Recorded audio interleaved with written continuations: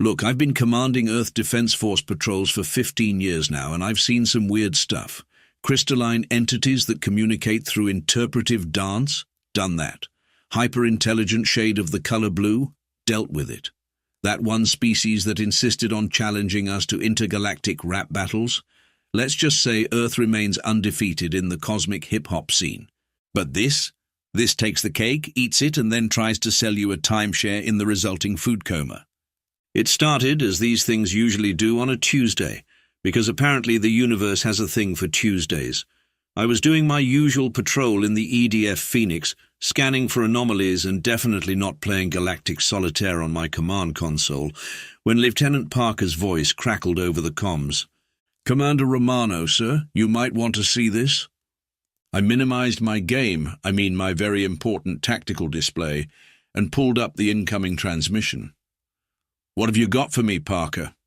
It's a message, sir, from an unknown alien species." "Hit me with it." The message that popped up on my screen was written in Comic Sans. I wish I was joking. "Dearest humans of Earth, we hope this message finds you well. We are the Zixthorpians of the greater galactic community, and we regret to inform you that we will be destroying your civilization in approximately 47 Earth minutes. Please ensure all your affairs are in order, and don't forget to back up your cat videos. Have a wonderful day. Sincerely, as Supreme Commander Klaxon the Inevitable. P.S. We've included a customer satisfaction survey regarding your impending doom. Your feedback is important to us." I stared at the message for a solid minute before responding. "Parker, is this someone's idea of a joke? Did Thompson hack the comms again?" "Negative, sir. The message origin traces back to a massive vessel that just appeared at the edge of our solar system. And, sir, they're actually sending out survey forms." I pinched the bridge of my nose. After 15 years in space, I thought I'd seen everything. But a hyper-polite alien invasion complete with customer feedback forms? That was a new one. "All right, patch me through to Earth Command. And Parker, delete that survey before anyone fills it out. The last thing we need is to give these guys marketing data along with our planet."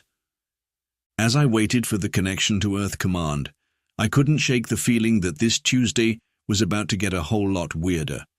And considering my usual Tuesdays involved space pirates who only spoke in limericks and sentient gas clouds with existential crises, that was saying something. Little did I know this was just the beginning of the most ridiculous first contact scenario in human history. And trust me, that's including the time we had to explain to an alien species why humans voluntarily eat spicy food. Earth Command's response to my report was about what you'd expect. General Martinez spent 5 minutes laughing, another 5 minutes convinced I was drunk, and the final 5 minutes demanding to know if this was payback for that incident at last year's Christmas party, which for the record it wasn't, though I still maintain that the karaoke machine was rigged. "Romano," she finally managed, wiping tears from her eyes, "you're telling me that these aliens sent a doom announcement in Comic Sans with a customer satisfaction survey?" "Yes, ma'am, and they just sent a follow-up email apologizing for any inconvenience their apocalyptic invasion might cause." That's when the massive alien ship decided to demonstrate exactly why we should have taken their pastel-colored threat seriously. The vessel, which looked suspiciously like a giant space Roomba, opened what I can only describe as the world's largest dustbuster attachment. Parker's voice crackled over the comms again. "Sir, they're charging some kind of weapon." "Analysis. It's, sir, I don't know how to say this professionally, but it appears to be a vacuum cleaner. A really, really big vacuum cleaner." I watched as the business end of the space vacuum began to glow with an ominous pink light, because apparently these aliens were committed to their aesthetic. "Are they trying to vacuum up Earth?" "Based on these readings, sir, yes, they are." The absurdity of the situation hit me like a caffeine crash. Here we were, humanity's first line of defense, facing what appeared to be the love child of a Death Star and a household cleaning appliance. And the worst part, it was working. The massive vacuum beam shot toward Earth, and suddenly everything not bolted down started floating. Cars, trees, the occasional unfortunate squirrel all began drifting upward. From my vantage point in orbit, It looked like the world's weirdest garage sale. "Supreme Commander Romano," a cheery voice interrupted my existential crisis. On my view screen appeared what looked like a purple octopus wearing a business-casual sweater vest. "I'm Supreme Commander Klaxon. I trust you received our courtesy notice?" "The Comic Sans one? Yeah, got that. Quick question, what the hell?" "Oh, splendid. We do pride ourselves on clear communication. Now about our ultimate weapon of planetary doom trademark. Yes, we trademarked it. The paperwork was quite extensive. How would you rate its effectiveness on a scale of 1 to 5, 5 being absolutely terrifying and 1 being mildly inconvenient?" I watched as a hot dog cart floated past my ship's viewport. "I'm going to have to go with absolutely ridiculous, which I notice isn't on your scale." That would fall under other in our survey. Would you mind elaborating on that response?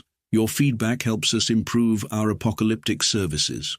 Before I could tell Commander Klaxon exactly where he could stick his survey, Earth Command burst back onto the channel. "Romano, the situation is critical. That vacuum beam isn't just lifting objects. It's somehow collecting and weaponizing something far worse than physical matter. What could be worse than a giant space vacuum?" The answer that came back made me wish I was dealing with the rap battle aliens again. "It's harvesting human embarrassment, and it's about to unleash 15 years' worth of collected cringe back at Earth." I looked at the cheerful purple octopus on my screen, still patiently waiting with his survey tablet, and realized this might just be the most mortifying invasion in human history. And considering we once had to fend off aliens by convincing them that reality TV was actual documentary footage, that's saying something. You know that feeling when you remember something embarrassing you did 10 years ago while trying to fall asleep? The Zixothorpians had weaponized that. Their vacuum wasn't collecting physical matter. It was harvesting every awkward moment, every cringeworthy memory, every unfortunate fashion choice from the early 2000s that humanity collectively wished it could forget. "Behold," Commander Klaxon announced with all the enthusiasm of a telemarketer who's about to make quota, "Phase 2 of our ultimate weapon of planetary doom trademark." Screens flickered to life across the globe, forcing everyone to watch their most embarrassing moments. My own command console betrayed me, showing footage of my third-grade talent show where I attempted to juggle water balloons while singing "I Will Survive." Spoiler alert, I did not in fact survive. "Sir," Parker's voice wavered as she watched herself trip and faceplant during her college graduation ceremony. "This is possibly the worst thing that's ever happened to humanity. Worse than the time aliens challenged us to a galaxy-wide dance-off. Sir, we won that one. This is different." She had a point. Around the world, people were being forced to relive their most mortifying moments. The guy who replied all to a company-wide email with a spicy meme. Every person who ever walked into a glass door while trying to look cool. That one television host who thought Bitcoin was actually a physical coin. Your species' capacity for embarrassment is remarkable. Klaxon beamed through the view screen, adjusting his sweater vest with one tentacle while taking notes with another. "Most civilizations we conquer only provide enough cringe energy to power our weapon for a few minutes, but humans? You're like an infinite renewable resource of awkward moments." I watched in horror as the collected embarrassment began to form a swirling vortex of pure cringe above Earth's atmosphere. Inside, I could see flashes of people calling their teachers mum, accidentally liking their ex's social media posts from 3 years ago, and every single attempted public marriage proposal that went wrong.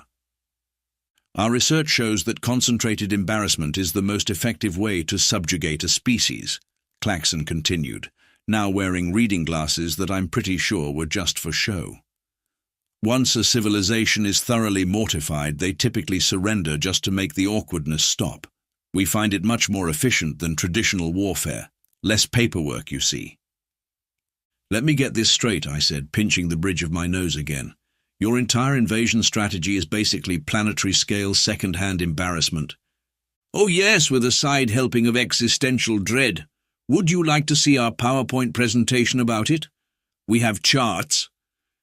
Before I could decline what would undoubtedly be the most professionally formatted invasion briefing in history, Earth Command cut in again. "Romano, we're picking up a surge in the cringe vortex. They're about to release it." The swirling mass of embarrassment began to pulse with an uncomfortably familiar pink glow. As I watched, I could feel the collective weight of every awkward conversation, every unfortunate yearbook photo, and every reply to "enjoy your meal with you too," building to a critical mass. "And now," Claxon announced with the pride of a middle manager unveiling a new filing system, "witness the full power of concentrated human embarrassment." The vortex exploded, showering Earth with waves of pure, unfiltered cringe. People everywhere began curling into balls of second-hand embarrassment as they were forced to experience not just their own awkward moments, but everyone else's too. But that's when I noticed something strange. Instead of surrendering, people were laughing? Between the waves of mortification, humans were actually finding the humor in their shared embarrassment. And that's when it hit me. We might just have found these aliens' weakness, because if there's one thing humans are better at than being embarrassing, it's weaponizing our own awkwardness. They say that in times of crisis, true leaders emerge.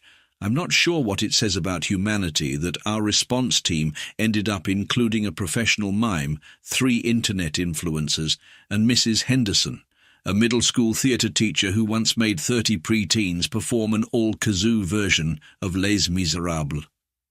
"Let me make sure I understand your plan, Commander Romano," General Martinez said, her eye twitching slightly. "You want to fight the aliens by being more embarrassing." "Exactly," I gestured to my hastily assembled team of cringe specialists. "The Zixthorpians are harvesting our embarrassment because they think it weakens us. But they've made one crucial mistake. They don't understand that humans have evolved beyond being defeated by cringe. We've weaponized it." Mrs. Henderson stepped forward, still wearing her signature drama teacher outfit of flowing scarves and what appeared to be every piece of jewelry she'd acquired since 1987. "Speaking as someone who's watched hundreds of teenagers attempt Shakespeare while their voices are changing, I can confirm that humanity has developed a remarkable resistance to embarrassment. Plus," added Trevor, one of our influencers, "have you seen my TikTok? I literally make a living by embarrassing myself on purpose." The mime nodded enthusiastically, then pretended to be trapped in an invisible box of agreement. General Martinez looked like she was developing a migraine. "And your actual strategy is—" "Simple," I said, pulling up a presentation that would have made Claxon proud. "We flood their weapon with so much intentional cringe that it overloads. But not just any cringe. We're talking weapons-grade, professionally crafted, deliberately engineered awkwardness." I nodded to Parker, who pulled up our first exhibit, footage of every flash mob that had ever been attempted in a corporate setting. "This is just the beginning," I continued. "We've got recordings of every student film project ever made, a compilation of politicians trying to be hip with the youth, and the entire collection of workplace team-building exercise videos from the past 30 years. "Dear God," Martinez whispered. "Oh, it gets better, Mrs. Henderson." The theatre teacher stepped forward, her jewelry creating a wind chime effect. "I've got 15 years' worth of middle school talent show recordings, including the year the entire 8th grade decided to perform their own original interpretive dances about photosynthesis." The mime mimed having a heart attack, then pretended to resurrect himself through the power of second-hand embarrassment.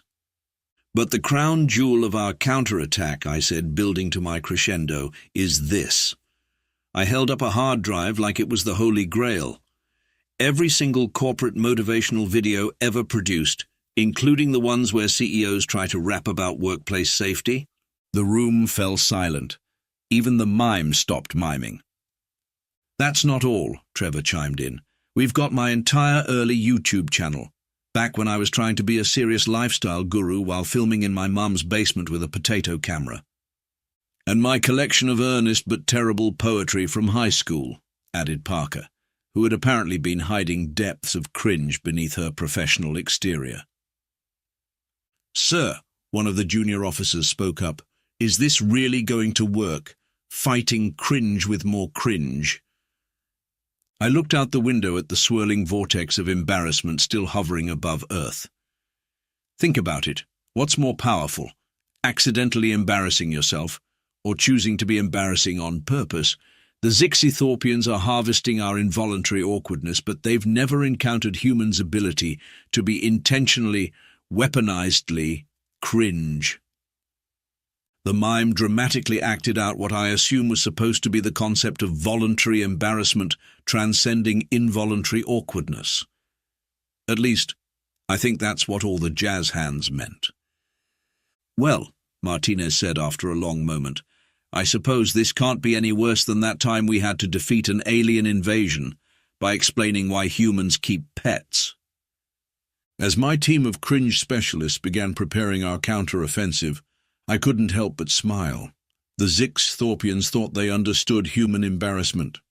They were about to learn that when it comes to being awkward, no one outcrins humanity. You haven't truly experienced surrealism until you've watched a professional mime coordinate a planetary defense strategy through interpretive gestures. But there we were, preparing to launch what we dubbed Operation Second-Hand Embarrassment, while our mime tactical advisor enthusiastically acted out the concept of overwhelming alien weaponry through the power of cringe. Phase 1 is ready, Parker reported, trying to ignore the mime's increasingly elaborate performance. We've loaded all corporate training videos featuring forced employee skits into the main broadcast system. Excellent. I turned to Mrs. Henderson, who was organizing her collection of middle school musical recordings with the precision of a military strategist. How about Phase 2? She held up a USB drive like it was radioactive, all queued up, including the year we did Hamlet as a musical with an all-recorder orchestra. The parents still have flashbacks. Perfect, Trevor. Our lead influencer looked up from his phone. Just finished editing together my top 100 failed dance challenge attempts, including that time I tried to do a backflip in my grandmother's kitchen and took out her collection of decorative plates. The mime gave an enthusiastic thumbs up, then pretended to trip over an invisible plate shard. Sir, Parker interrupted, the Zixithorpians are hailing us. Commander Claxon's cheerful purple face appeared on screen, still wearing those unnecessary glasses. Hello again. We couldn't help but notice you're preparing some sort of response to our ultimate weapon of planetary doom trademark. Would you mind filling out a quick pre-annihilation survey about your resistance strategy? It's only 15 pages, plus an optional essay section. Actually, I said, allowing myself a small smile, we've prepared a presentation of our own. Mrs. Henderson, if you would. Now, she pressed play with the flourish of someone who'd been waiting 15 years to weaponize her collection of embarrassing school performances. The first wave hit the alien ship like a tsunami of pure, unfiltered cringe.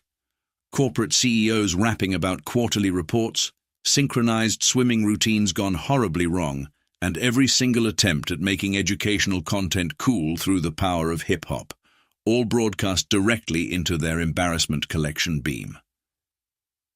Oh my, Claxon adjusted his sweater vest nervously. This is rather intense. Trevor, launch Phase 2. A compilation of every viral dance challenge fail from the past decade slammed into their weapons array, followed immediately by a supercut of people confidently giving incorrect answers on game shows. The alien ship's vacuum beam began to flicker.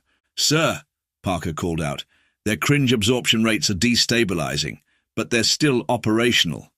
Mrs. Henderson, deploy the nuclear option. She took a deep breath. Initiating playback of the 2019 sixth-grade production of Romeo and Juliet, performed entirely through interpretive dab moves. The effect was immediate. The Zixithorpian ship's collection beam began to pulse erratically, its pink glow turning a concerning shade of puce. This is impossible! Claxon's tentacles were typing frantically on multiple keyboards. Our sensors indicate these are intentionally created moments of embarrassment. The cringe levels are exceeding our weapon's capacity to process natural awkwardness. That's humanity's secret, Commander, I said, watching as their ship began to list to one side.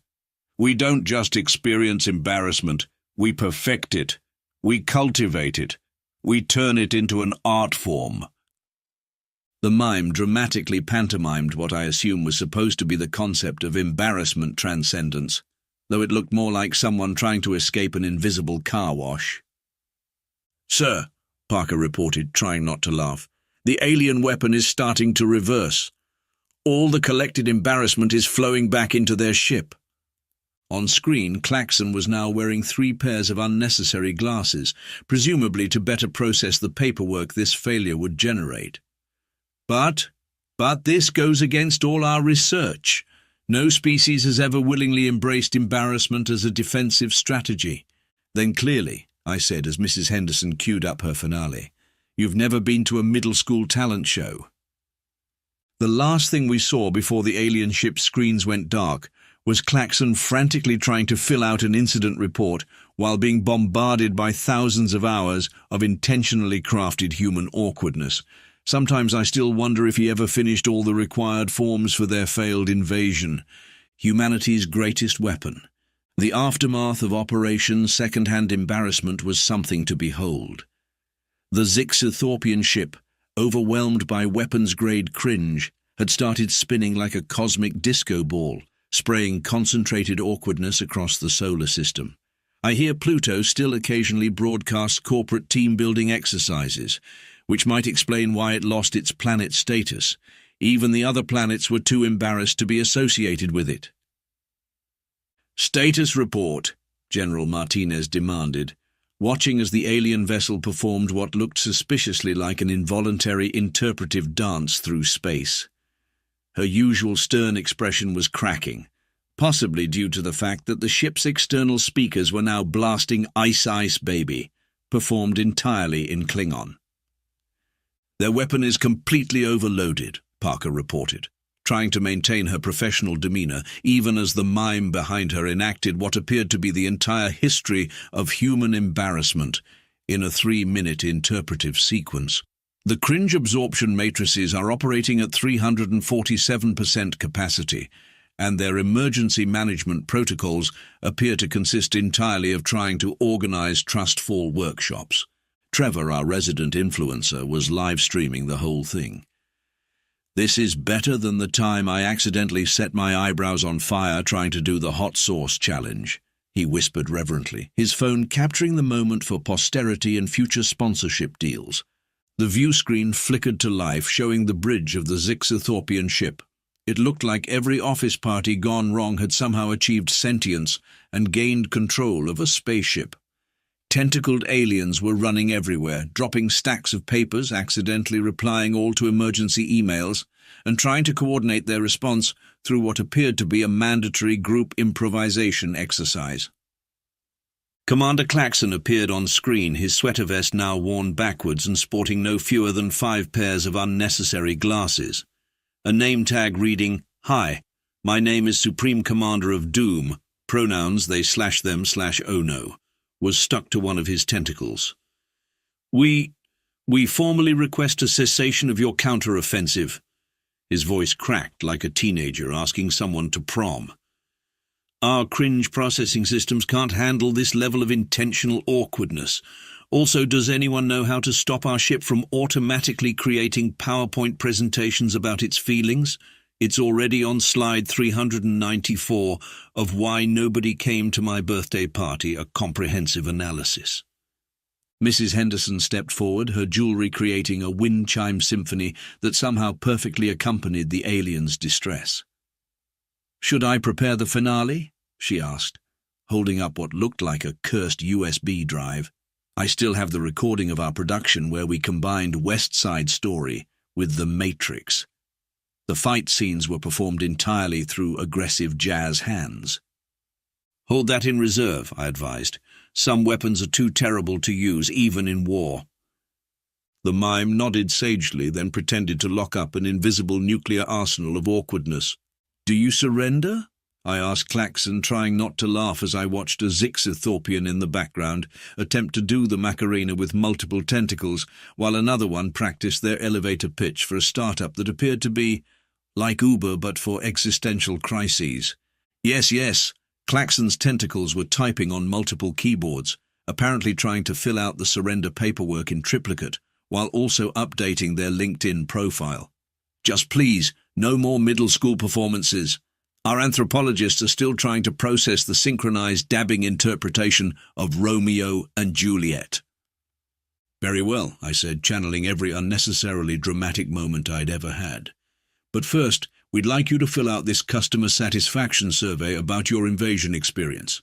Please rate your defeat on a scale from mildly mortifying to existentially embarrassing. Feel free to leave detailed feedback. We're always looking to improve our planetary defense experiences. The mime collapsed in an exaggerated pantomime of ironic justice, then pretended to fill out their own survey while trapped in an invisible box of bureaucratic karma. Trevor raised his hand. Quick question. Can I get the aliens to do a quick promotional spot for my new energy drink? It's called Cringe Fuel, and I feel like this is perfect brand synergy. Before I could remind Trevor about the regulations regarding monetizing first contact situations, again, the alien ship speakers crackled to life with what sounded like a mix of a corporate retreat's trustful gone wrong and an impromptu karaoke session of My Heart Will Go On, performed by beings with no concept of human music. As we watched the alien ship retreat, occasionally hiccuping out fragments of corporate motivational songs and what appeared to be clips from every failed Vine compilation ever made, I couldn't help but reflect on what we'd learned. Humanity might not be the most advanced species in the galaxy. We might not have the biggest weapons or the fanciest technology. But when it comes to embracing our own awkwardness and turning it into a strength, we're unmatched. Sir, Parker said, interrupting my moment of philosophical reflection, the Zix-Thorpians left something behind. It appears to be their Yelp review of Earth.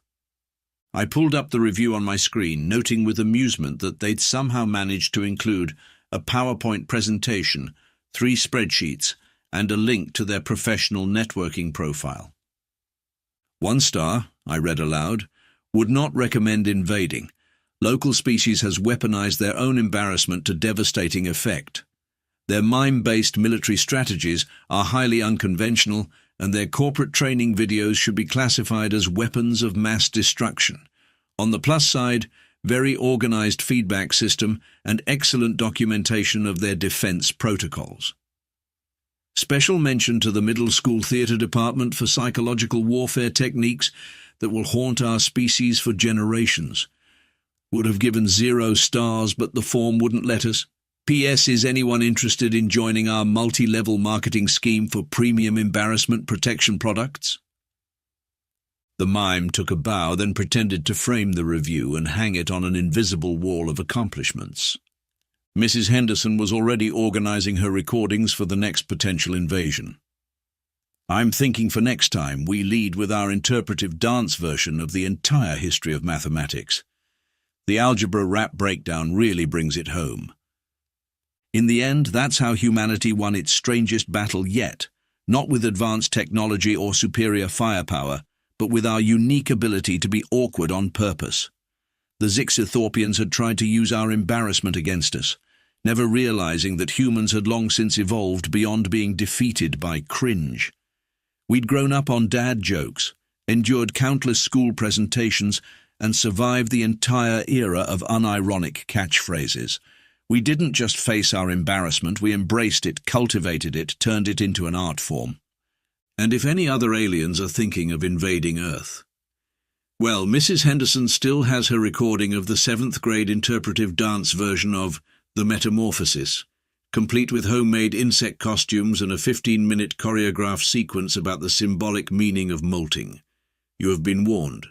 The mime gave one final salute, pretended to walk down invisible stairs, and presumably went off to add Saved Earth through interpretive silence to their resume.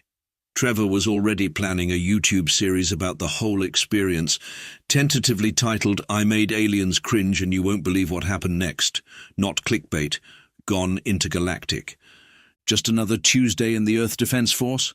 Now, if you'll excuse me, I have some very important galactic solitaire to attend to. I mean tactical simulations. Definitely tactical simulations. Though I do have to admit I'm getting pretty good at stacking those red queens on black kings while saving the world.